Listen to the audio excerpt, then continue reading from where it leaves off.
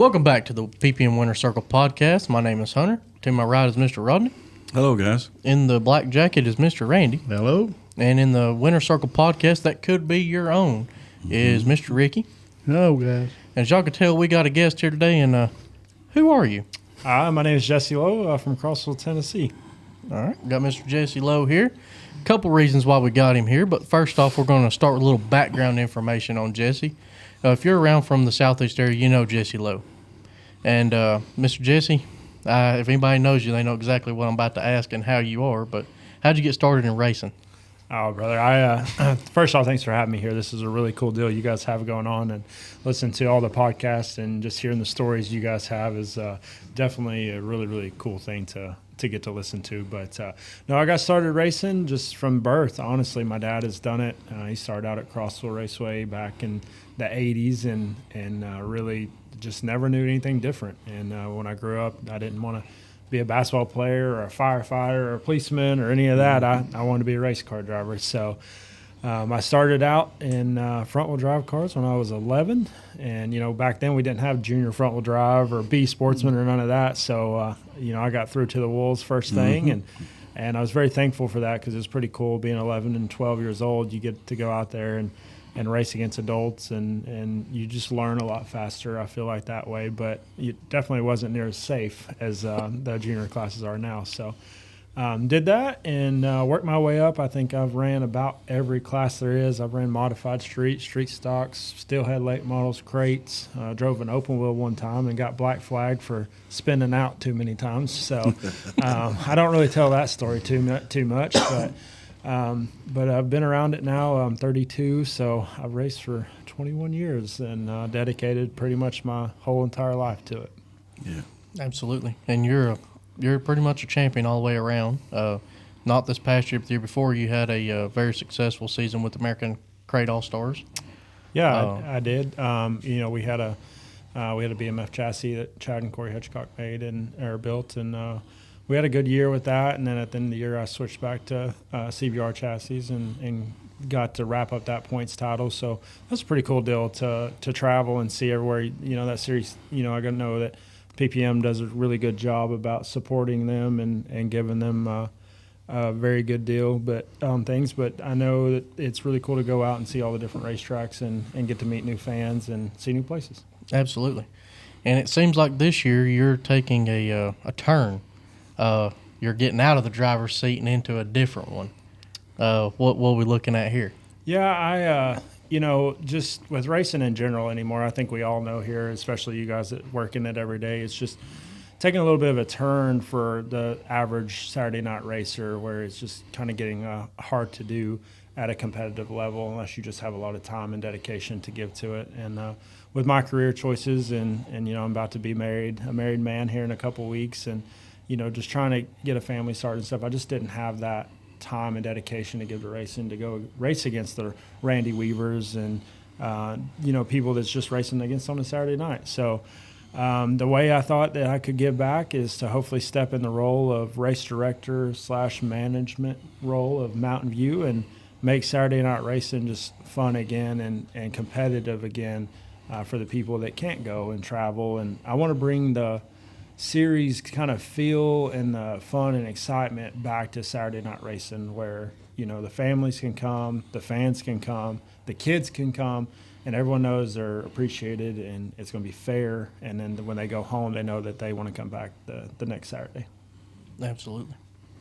So what kind of big ideas we got? Anything you can tell us? I mean, when you say you want to make it fun again, what makes it fun again? Well, I really think anymore, racing has always been an entertainment kind of business. You got to get the fans involved and doing things with, on-track activities, and that could be getting the kids down there and foot races or bicycle races or candy tosses. And, we always wait, a lot of these tracks wait for the end of the year to do fan appreciation night. Well, fan appreciation night's the end of the year, and half these fans hasn't even met the drivers. So first night right out of the gate, we're doing fan appreciation night. All the drivers are going to pull to the front straightaway. We're pulling all the fans down there. You're going to meet your driver. You're going to meet people.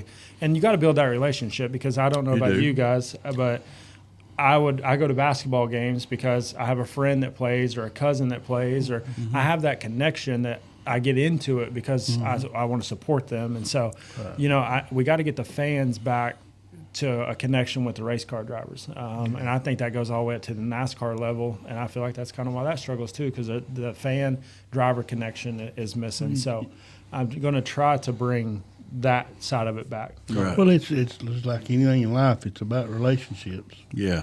On the racing side or your life, it's about who your friends are, relationships.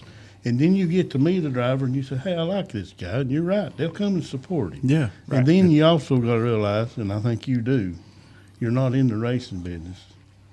You're in the entertainment business. 1,000%. And, and like I tell anybody, I know that you hear 100 people flow and everybody else preaching on time management. And it's the same thing. I don't want to go to a movie and sit there and if the movie starts, it could be the best movie in the world, but if it starts an hour late, I want to be aggravated that it's starting an hour late. You're already frustrated. You're already frustrated.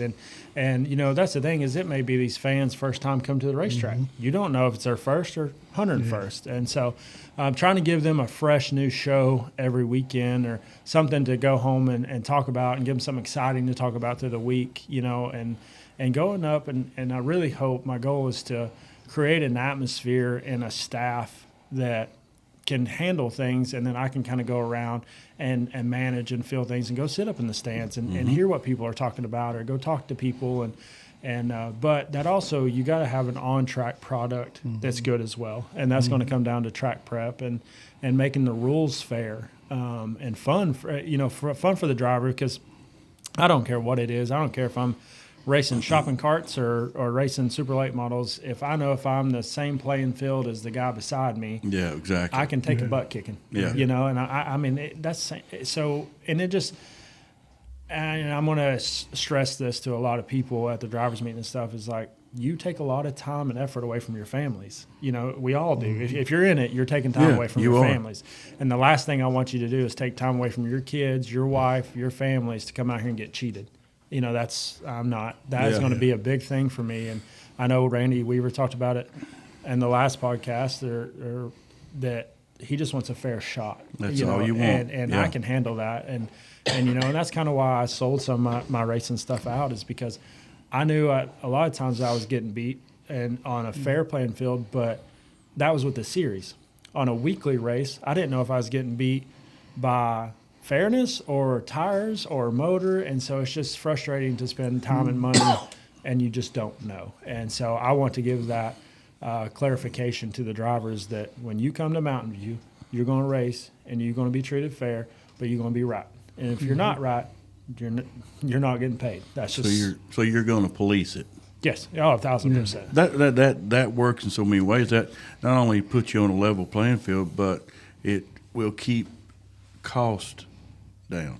Yeah, and another thing too, it's not, a lot of racetracks have the wrong conception in my mind that we can let the rules open up a little bit, or we let this slide or that slide because we want to bring in more cars.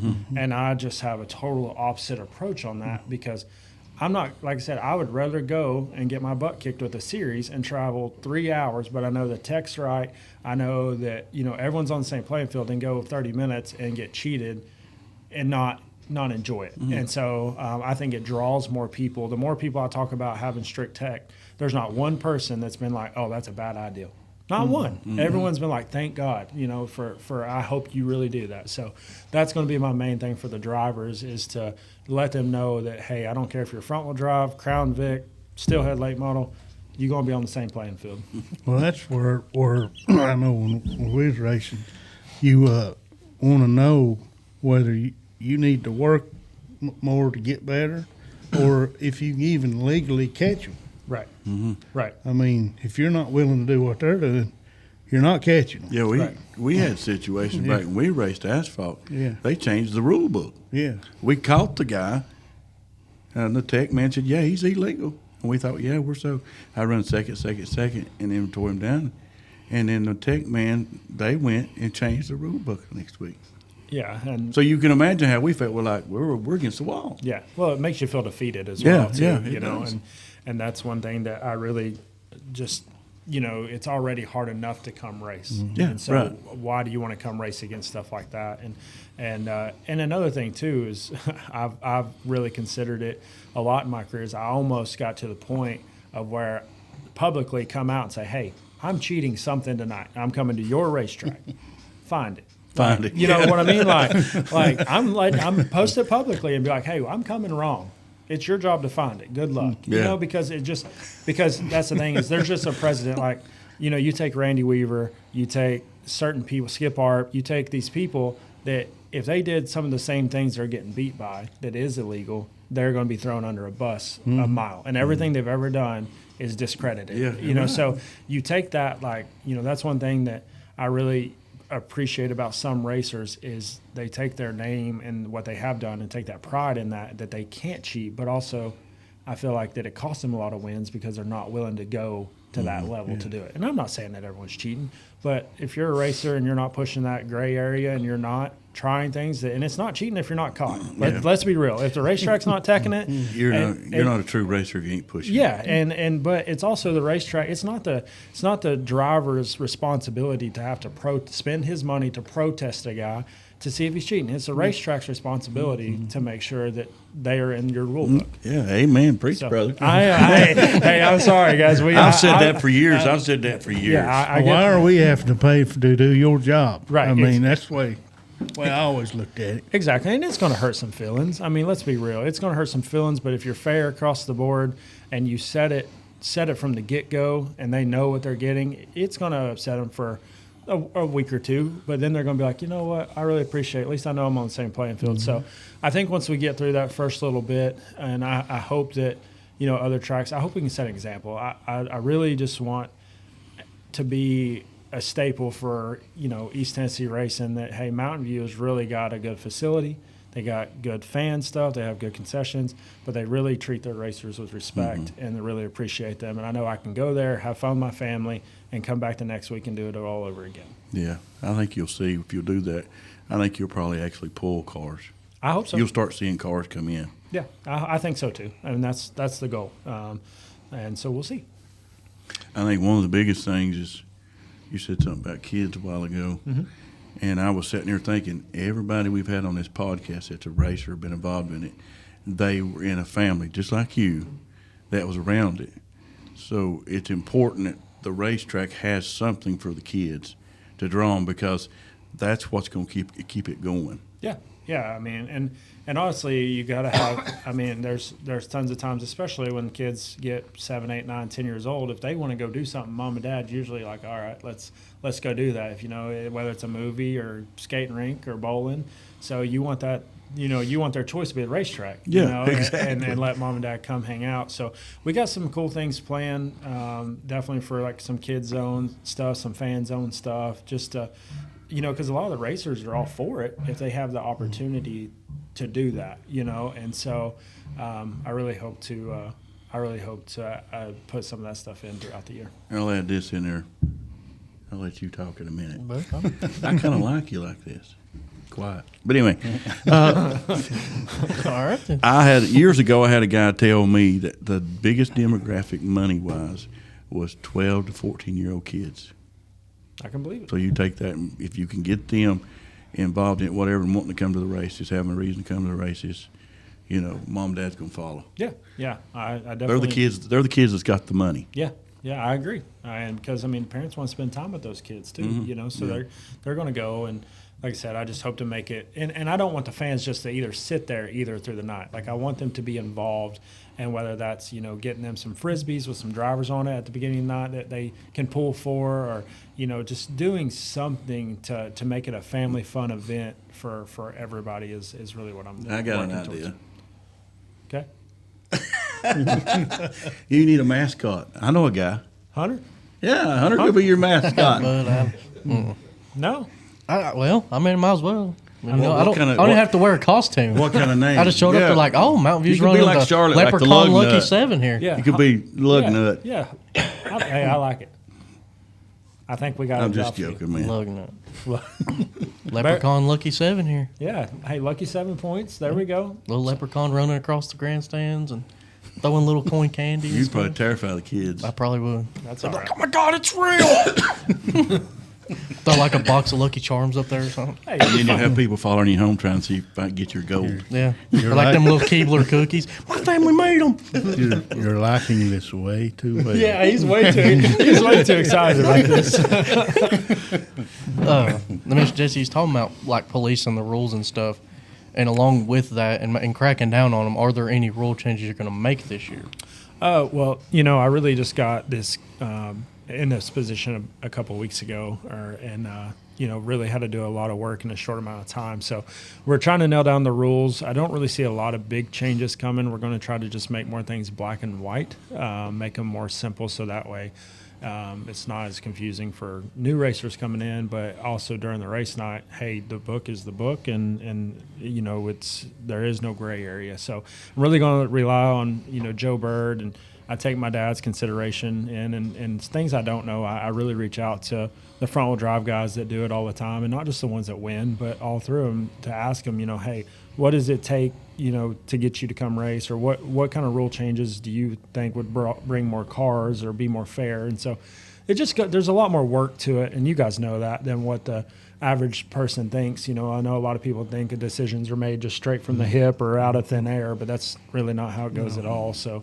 but the biggest thing I think we're going to do is probably with the late models. I know we'll probably talk about schedule here in a minute of what I got, but I didn't schedule any of our Lucky 7 points races on top of the topless outlaws. So that way that those guys can come race with us. But the only difference is probably going to be that whatever tire you qualify on, we're going to mark on the rears, and that's what you have to race on. So you have a soft or hard option. Mm-hmm. You can qualify on a soft or a hard, but whatever you qualify on, you're going to race on. Right. And the reason I want to do that is A, cost, B, if you go soft for qualifying and the track gets hard and black, you're probably going to struggle in the feature. And so if you go on a hard one and you start third or fourth, and then maybe you can move up through the feature. So I think it's going to make some movers and shakers, and we're probably going to do that throughout. Late model, sportsmen, open wheels, and street stocks. Just to you got what you got. And hope for the best, and just for entertainment purposes and cost purposes. Yeah. One of the best races that me and Ren was at was like that. It's the Southern All-Star race. Southern All-Star East race at Livonia. You had the hard and the soft, but you had to, whatever you qualified on, you had to keep on the rear. They also run twin 20s. Yeah, twin. And you had to run those same tires that you run the first feature on the second 20. That's cool. That's And cool. I think they inverted the top And they four. mixed it up. Yeah, I remember that. Top yeah. four had to draw for starting position Yeah. or something. But that tire difference, it made a lot better show. Yeah, I think so too. And, some nights that soft tire is going to win you the race, and some nights it's going to get you beat. But that's what's going to make it entertaining. And I'm really working on a lot of I've reached out to a bunch of people and put a marketing package together, just trying to get some sponsorship stuff for the Lucky 7 classes, just as title sponsors, and give them a points fund to bring them in and run. And something cool we're going to do there too is with the Lucky 7 is we added a drop race. We didn't add one, but you're allowed to drop one as long as you have 100% of if you make all 7 races. So that way, if you have a bad night on the second night and blow up, it gives you a reason to still come back. Still, am I still in your thunder? No, thank God. Well, I mean, this past year we missed 4, but well, that's not perfect attendance, my guy. No, but that one does help. Yeah. And that's a big thing. I mean, if you miss, like this past year, I watched guys that missed one race, and they were leading the points by like 20. They missed one race, and one guy didn't even finish inside the top 3. Yeah. And I was like, all right, that sucks. I mean, one bad night and you're done. Yeah, as long as you keep that, as long as you make it to all 7 and support the racetrack, whatever your bad night is, then you can drop that. Mm-hmm. Just because you're going to have a bad night, but we want to keep people coming to all 7. And I'm trying to get some title sponsors for each class in the Lucky 7, just to give a points fund out, because I think it'd be cool if you're a sportsman. You run 7 races, and if you win the points, you win $2,000 or something like that. And the top 5 pays out, or even 1,500. I think we could get a lot of people in there to do. So it. is that Lucky 7 every class, or No, it's so just a still head? no, that's something that has really kind of struck a nerve with some people. Is the biggest thing we talked about earlier is being time efficient. And, I'd love to have 50 classes that had 100 cars per class. Yeah. That's the way to make money. But at the same token, we all know that's not true. And so I limited it to 7 classes a night. And what I did is we have 5 classes pretty much each week. We got steel block late models, which your crate cars can definitely run in there and win as well. We have sportsman, which you can run open motor 604, 602. And then we have street stock. And I know the street stock count was down a little bit last year there, but I think with some rule changes and helping kind of clarify some things, it'll allow a lot more of those cars to come in. Front wheel drives is definitely a given class. They're a main class for just support the way the families come out and really support racetracks at school. And then open wheels. So every week, those classes are usually on tap. And then the Lucky 7 races are those plus Crown Vics. So, and then I've got some dwarf classes coming in a few times, the Sharp Mini late models, and then Mod Minis are on the schedule for 11 races. But some cool things we got is we do have Ray Cook Southern All-Stars coming in on July 5th. I think that would be a huge weekend. We have the American Crate All-Stars coming in, sponsored by PPM.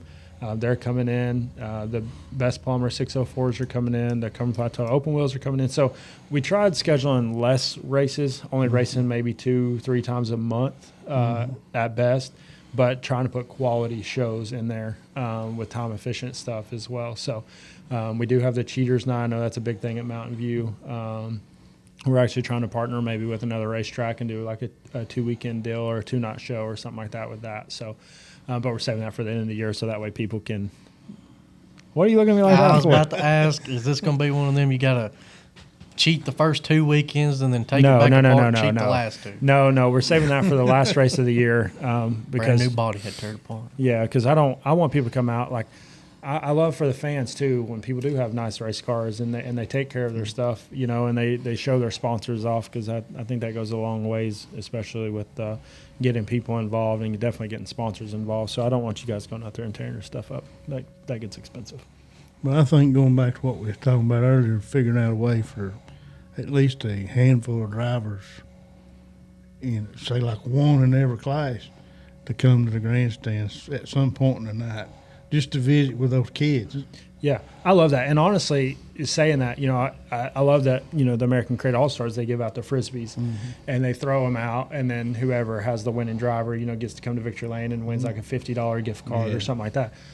Why not do that for a class a weekend? Yeah. Hey, front wheel drives during intermission, you're going to go over, throw a Frisbee out, whoever wins. Give the classes give them their flowers too. Every class. I know late models is what brings in a lot of cars, but every car that comes to the gate matters, and so exactly. And so I really, open wheels, and that's the thing. Say if you have a low class of open wheels and a lower class of street stocks, put them together in the stands and let them go up there and talk and throw Frisbees out there in intermission. If you run, the thing is nobody. I'm not going to say nobody. I just feel like it's very important to put the time in your program for the fans. Yeah. You should schedule what you have to do or can do for the fans, and then make your program go around it. Because if they just sit there for 4 hours, their butts going to be numb. They're going to be cold or hot, and if there's no interaction there, they really don't have much of a reason to come back unless the racing action is just 100%. And we all know you're not going to hit it 100% every weekend. So you got to give them more of a reason to come back. I just was thinking about that because I remember years ago, say like even when Crossville first opened up, and I won't mention his name, but the PA guy out there was really great at entertaining the crowd, interacting with them because he knew a lot of them. Right. And by interacting with this guy over here, he got these over here involved. And you could stand there and just listen to that go back and forth. Yeah. And it's just entertainment, It is. Well, and that's like what you said earlier. That's the business we're in now is an entertainment business. And a wireless mic will go a long ways. Even in the downtime, or even someone, if you had just somebody kind of go around and talk while tech's going on or intermission, or if you have someone that's blowed up and you got to fix the racetrack for a minute, like go ask some questions, or walk around. It ain't got to be drivers. Talk to some of the fans. Yeah, that's what I'm saying. Walk up to some kid, who you pulling for? Yeah, exactly. And it goes a long way. Yeah. So I love that ideal. Yeah. So if anyone else is listening to this or watching this that has ideals, like, hey, shoot them to us. So we love that. We'll get Michael Walter to come down there and do it. Okay. That's pushing it a little far. On the grid. Yeah, on the grid, yeah. And you're talking about the entertainment factor of it and everything. And one thing, and this is just from what we hear or what I hear from being at the track myself.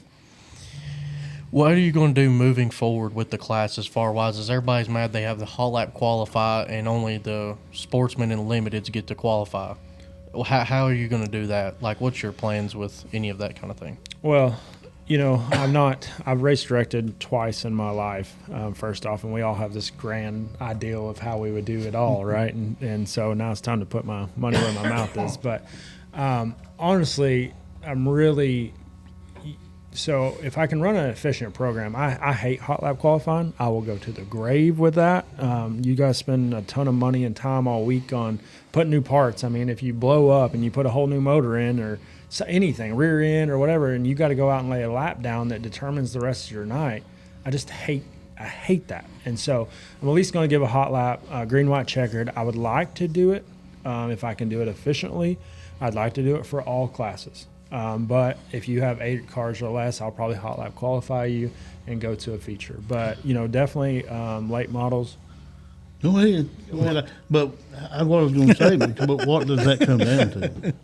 What does what come down to? Being able to do that. It's when you say we're going to hot lap at 6:30 or 7. And the racetrack them being guys ready. will be lined up and ready. If they want a hot lap, they need to be lined up and ready to hot lap. Yep, for sure. And that's the thing is I can't do this by myself. It's Right. going to take it's going to take the racers and stuff helping me as well. And that's the thing is if we can, if they will help and when the checker flag comes out, shut the cars down, get off the racetrack so I can get the next group in. I will fit as much racing action and give you as much track time as I can for the allotted time that we have for the night. Right. And and that's the thing is time limits are a huge thing. I don't like cutting laps, but if you got 6 cars and your race is 15 laps, I'm going to give you 6 minutes.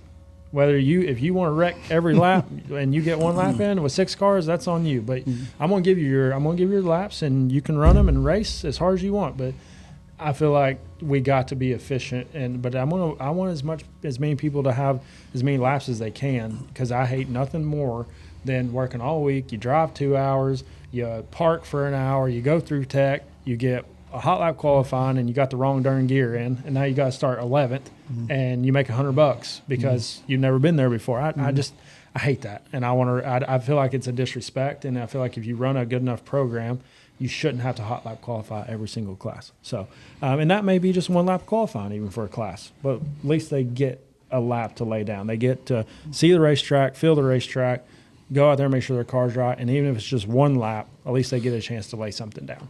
Now, that's the plan. That's the goal. Hopefully, we'll have to heat race some classes because not everyone wants to watch qualifying all night. But hopefully maybe I can even swap it up some. Yeah. Like, hey, front wheel drives this week. You guys brought, 30 cars and you support us every week, blah, blah, blah. We're going to up your pay a little bit and y'all are going to be the premier class tonight.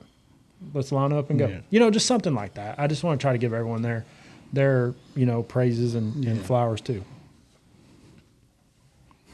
Did that answer your question? But I loved it.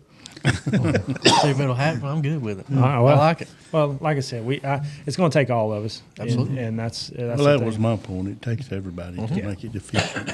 Yeah. And like I said, if the show starts, like you said, it goes back to if it's hot laps or drives meeting at 6 and hot laps at 6:15, that means hot laps at 6:15, not start coming to staging, not let's roll the racetrack in at 6:15. And that comes down to us at the track too, to make sure the surface is ready and make sure our people's in place and make sure the first car's on the chute. And that's the thing is, once a few people are late or not in line and then they get left, They'll be in line next time. They'll be in line next time. So, and I don't want to rush in and rush out. I don't want people being hateful or anything like that. But also, it's a job. Well, if you get that efficient, it allows you to do the other things we've talked about. Exactly right. Absolutely. But me and Ring got used to that when we was going up north, doing the Appalachian deal with DJ and them. if they said hot laps 6:30, there's cars on the racetrack before 6:30. They didn't mean And let the green your car was at down off the lift 6:30. at 6:30. Yeah, and that comes down to, though, I think if we have the track surface ran in and ready, I feel like a lot of people, let's be real, they sit on the lift and hoping somebody else will go and Yeah. run that slime in and all that. I feel like if we can have the surface ready and the track ready, where they can get a good hot lap session, and it don't matter if you're the first car or the 10th car, you can at least fill out what you got. I feel like that's very important too. Absolutely. Mr. Jesse, I'm going to take you over to Quick Time presented by PPM Racing Products here. And on Quick Time, we just ask a few random questions of kind of things about you that most people probably wouldn't know or that we didn't cover in a podcast sense. You ready? Yeah, you really didn't ask any hard questions, so I'm appreciative of that. Oh, yeah. You know, I had to. I'm going to let you get through the year, then we'll have another podcast and see how your views change a little bit. Well, if I come in here with gray hair, you know how it went. No hair. No hair, or gray hair. Yeah, Look here, it won't be got gray. no hair. yeah, that's for sure. Hopefully it's just gray, yeah. Yeah. Thank God for hats. You know? That way you can be a silver fox. Yeah. Oh, yeah. Are you a good qualifier? Me? Oh God. Not usually. No, I always choke or something stupid or hold my breath too long. But we'll find out with quick time here. You gotta get your phone out. Yeah, but I'll be honest with you, I done forgot the list. Had it in my head and everything. It's very hard to set quick time with him. He's kind of slow himself. I Yeah. am. Hey, you know, I might wave the flag after you done pass me or something. Yeah. I don't know. All right, ready, Jesse? I'm ready. All right. What's your favorite candy? All candy. Okay. I'm a junkie. Don't put it around me. I'll eat it. Favorite pizza topping? Oh, pineapple. It's pineapple and ham. There we go. Let's A go. little Hawaiian deal. Yeah. I like it. Favorite pie or cake? Oh man. Gosh. Both? Can we do both? Yeah, which one's your favorite pie? Which one's your favorite cake? Okay. Favorite pie is going to be probably an apple pie with some warm apple pie with some ice cream, vanilla ice cream. Yeah, I know. And then anything like chocolate, vanilla mix, like cookies and cream cake, anything like that. But what's weird is don't ask I don't know when this comes out, but she may be my wife by that time. But don't ask her. But I put my ice cream in the microwave and kind of melt it down, kind of have it like a shake or a smoothie. Oh, it's so good. Anyways, go ahead. Ford or Chevy? Chevy. I don't But- like how that was hard. That was a hard answer. Well, I drive a Dodge, but I've had a little bit of everything. Anything that gets me to and from. How about that? Hey, fair enough. Favorite music? Oh man, Christian music. I like to jam out to my Christian music. Keeps me sane. Favorite TV show?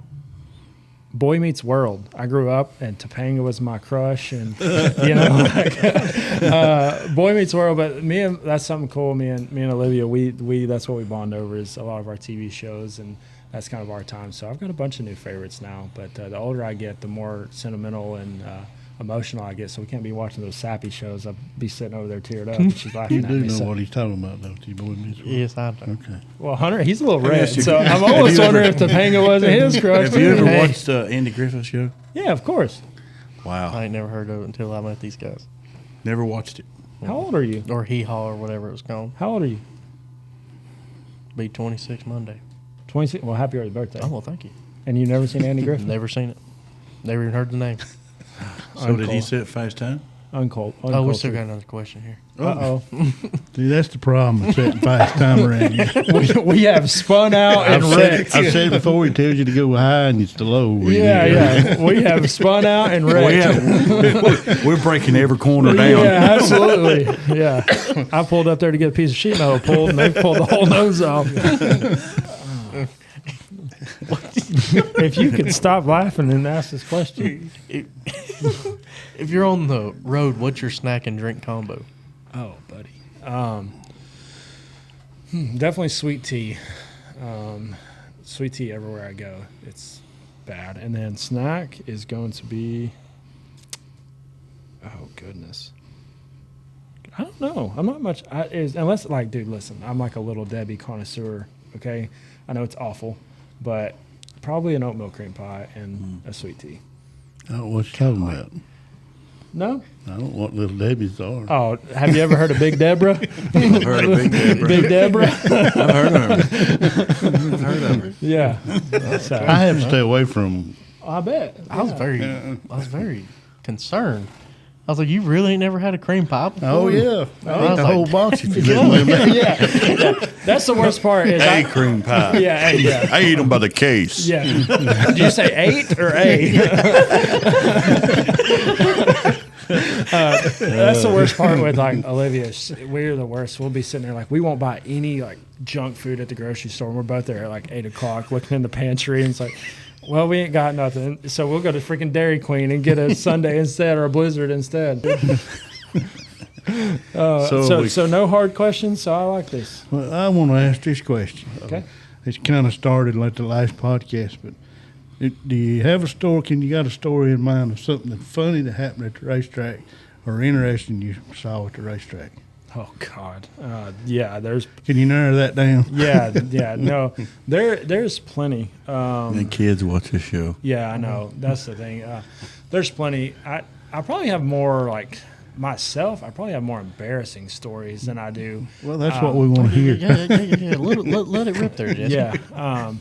So definitely for sure, one of the most embarrassing moments in my career, I think, is when I wrecked Jason Manley under the warm-up laps at I-75 and about broke my thumb. I did. They said, warm your tires up, buddy, and I mashed on her and I run plumb through him and I tore my car to pieces. But funny stories, I can't How think. did Jason feel about that? Well, he definitely let me know, and that's the thing, we were friends, and he let me know I was number one, and then I was the stupidest person in the pit area, and I felt about an inch tall. So, but no, I have that's the thing is there's tons of, you guys have been around it so much that really we take advantage of how good of times you really have at the races. When you sit there and ask that question, I know Randy was on here and he had a good answer, but we take advantage of how good of a time and the memories we actually do make at the racetrack. And when you try to just narrow it down to one, I don't think I think I really can. I mean, funny stories is getting out and winning and getting a sign.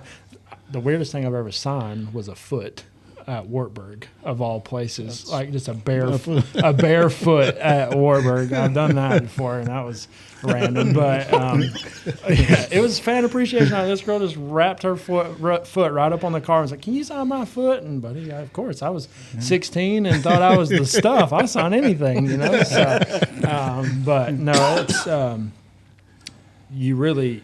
I don't think people. I think people have gotten away from what racing's really about, and that's just the whole community that we go and enjoy and have fun, and that's one place you can kind of get away from the world, and everybody's there for the same love and passion of one thing, and you get aggravated and get mad, and things happen at the races, but if you really sit down and look, you have kids, you have families, you have wives, you have team owners, you have millionaires, you have people that literally got their paycheck and just barely made it there to come watch, and it's just cool to be a part of a part of that group, and that's what I hope to bring to Mountain View is it don't matter who you are, where you're from, what's your reason for being there. We want you to know you're welcome and appreciated, and bring that fun back. One of the funniest things is actually, I just thought about it at Mountain View, is I talked to this kid at the bike races. I talked to this kid and let me borrow his bicycle, and I broke it. I broke his bicycle. I thought I was going to win this bicycle race and got on there, and I snapped the chain on it at about turn 2, and I pushed the bike all the way around the racetrack, and he was mad, and I had to pay to fix his bicycle. But anyways, I have so, you guys know how it is. I've had so many, but We've got our own bicycle story, don't we? Yeah. we won't talk about the time that we talked about it before this, but the time that I gave old Rodney over here a bird when I was 12 years old. I thought it was funny. Apparently, he didn't think it was too funny. But No. and I could sit here the rest of the day and tell you stories like that. I mean, we got time. Where do we begin? Yeah, but you're right. The most important thing that we tend to overlook in the competition, it's like when we go to ball games, people make total idiots of themselves at ball games sometimes. Racers are the same way. Yeah. It don't mean but what you got to realize is enjoy the time that you've got with each other and Yep. what's going on here. Yep. And have fun. Yep. Yeah, and that's really why, I feel like I took the position. It's not really about the money. It's not to gloat and say, oh, I did this or I did that. I just really want to make a place where those memories can be made. Because some of my best memories of my life is at the racetrack, and I met a lot of great people at the racetrack, and I really want to open that door of where it's competition, but we're also going there and just spend time with our family and make memories. And so there is an awful lot of really great people at the racetrack. There is. If you take time Yep. to know who they are, Yep. talk to them, Yep. get to know them. Yep, and that's what I'm looking forward to the most. Yeah. Yeah, and that's family time is a big thing. And like this coming year, I'm not saying names, which whoever's watching, you're gonna know exactly what I'm talking about. But this past 2 years, really, a person that's a part of our group that goes with me and my buddy and his family took those times for granted with him. We don't think he's going to be able to come back to the track this year. Yeah. And he's one of the greatest people in my life. And we don't, and I've, again, like you said, took that time for granted. We was car prepping and everything else, but I do have memories with him there. And I'm thankful for that. You know? You won't even forget the times in the garage with him. No. I have those memories that are as good or better than times at the racetrack. And this guy lives right next door to the garage, and he can't even come to the garage. And so it makes it all more real. Time changes things. It does. And people don't realize how fast it does. Yeah. But guys, we're going to kick y'all over to the product spotlight of the podcast. Today's product spotlight is going to be our access panels. We got them 8x8s, 14x6s, and 14x10s. Now, if you look closely at the pictures that you're getting shown right now, our access panels are now made with a reinforced rib on the clip panel. That also reinforces your decking so you don't get all that flop in there and everything else. We offer them in multiple colors such as gloss black, chevron blue, orange, yellow, white, red. Again, you can get all of those panels, sizes, and colors on our website at ppmracingproducts.com or call today at 865-354-9669 and get yours ordered today. So they're flopless. They're flopless. Love it. But Mr. Jesse, I have two questions for you. The first one is, because it's just one of those things, think about those memories with people and stuff. I went back to me as a kid. And I want to ask you if you're going to reinstitute this, and they've done it a couple of times this year and a couple of times in the past year. Are you going to let the winners take the checker flag around the track? Yeah, I would love that. I think that's cool. Time allowing. Yeah, Time allowing. That's the thing is we all, like I said earlier, we have a perfect scenario, perfect weather, timing, no big wrecks or anything like that. But yeah, I want to pack as much entertainment and fan involvement and driver involvement in as I can into a night, and that's definitely a part of it for sure. Absolutely. My last question for you, Jesse, before we get off here, is there anybody you'd like to thank and for your success, even before you being a director and even now, like your entire career? Who do you have to thank? Anyone that's been a part of my life. I know that last week, Weaver was talking about your relationships and your connections with people, and y'all talked about burning bridges, and you really, I really wish I would have known, and any kid or upcoming racer listening to this I really wish I would have known how important the connections were. I really haven't got close with you guys until the last couple of years, and you were 30 minutes down the road from me. I was too busy out there trying to win races and be this great race car driver, and that's only a quarter of the puzzle. And so it takes a whole army around you of people that just love on you and support you. And I didn't take advantage, but I wasn't appreciative enough of those people. So yeah, I'll take this time to really appreciate anybody that has bought T-shirts or helped or give money or just even when you're in a pinch and they step up at the racetrack. It all makes a difference of winning and losing. There's been plenty of nights I've won races because somebody random, hey, your wheel's loose, or hey, this or that, and just helped out of nowhere, just to help. And so, but mostly, I really need to thank Olivia for supporting me and loving on me too, because I gave up, selling my race cars just been a big part of my life, and giving that up, she's she still pushed me to be involved and to give back. And that's one thing I've always loved doing, even in my career, is helping people and giving back. And I feel like this is one way that I can give back to a mass community than just one person at a time. And so I just want to thank that, and thank Susan and Kelvin for the opportunity. And really, anyone that's listening to this, I hope that you guys come support. It's going to take all of us to make it a success. And any sponsors, or I don't care if it's $50 or $5,000 or whatever, it's all going to go to the racers and going to make a place that when you look back at the end of 2025, I want everyone to say that was a heck of a year, and that's my goal. So, Absolutely. oh, and I want to thank my Lord and Savior. I know I don't get to talk about that much, and a lot of people frown upon it, but without him, guys, we're nothing. So That's right. We're going to run you off stage now. yeah, I know you guys sure will. So I think that, and that's something too, is I hope I get to use my stage and that to bring glory to His kingdom and love on people and show them how we can still, even at a racetrack, that there's joy and happiness to be found. So you know what you've done. You realize what you've done. No, You've put a target on yourself. that's okay. That should be okay. That's okay. One word of I advice appreciate for you stands what I'm saying. But every time you step out on faith, I mean, you maybe didn't expect this to turn this way, but anytime you step out on faith, your target gets bigger. That's okay. Your expectations get bigger. But you got one that's bigger than all. So Absolutely. You're good. Yeah, we'll be all right. And I know that there's plenty of prayer warriors out there that will have my back. So we'll be good. Yeah. Just one word of advice for you. I'm going to add on a funny note here. When somebody walks up to you and is mad, don't look at them and say, "Come over here and I'll buy you a hot dog." Don't do that. Did someone offer to do that to you? Just made me madder. Yeah, I bet. You can go ahead and tell him who it was. He knows him. He knows him. Keith Howell done that to me one You night. remember at the time. Keith? Yeah, I do remember I went over Keith. and I was letting him have it. He said, "Come over here and I'll buy you a hot dog." I said, "I don't want your hot dog." Okay, let's end on this. Talked about that. The funny story. I have found out, remember a funny one. So my sister was dating Logan Roberson at the time, great crate racer at the time, ran some super stuff.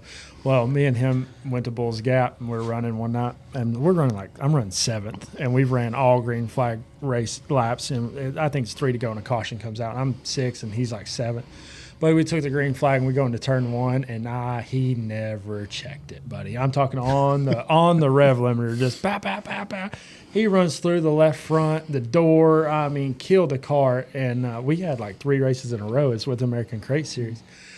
And I'm madder than a hornet. I get out and I'm over there trying to beat sheet metal and fix stuff. And he comes over there and he said, "Hey, buddy, where's a hammer? I'll help you beat this sheet metal up." I said, "Take you and your effing hammer and go back over there." I was so mad. I said, "I don't want your help," And I remember that. So we still laugh about it to this day. He said, "I still was going to help you fix your sheet metal." I said, "You idiot, go back to super racing." I was so mad, but it was all in fun. It was a competition, family competition, but yeah, that's still to this day, I'll tell him, I'll say, "You got that hammer?" He's going to bend it back. Yeah, he's going to fix it for me. But it was funny. He wasn't mad. He wasn't nothing. He just come over there, "Hey, buddy, you got a hammer? I'll help you beat this out." I was like, it just made me even more mad. You should have looked at him and said, "No, I'm going to turn it around and let you come from hit me again, and then we'll straighten it out, and then we'll turn it back around." Yeah, exactly. Yeah. So, but no, there's so many good memories in racing, and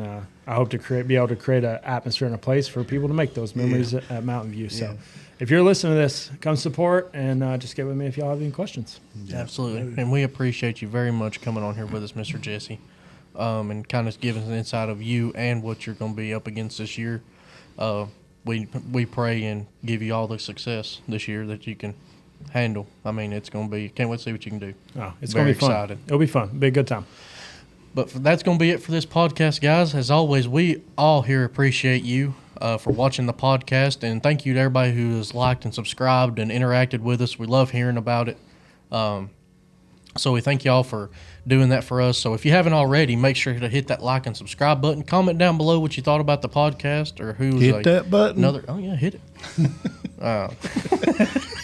Hit it like Logan Roberson does. Hit it good.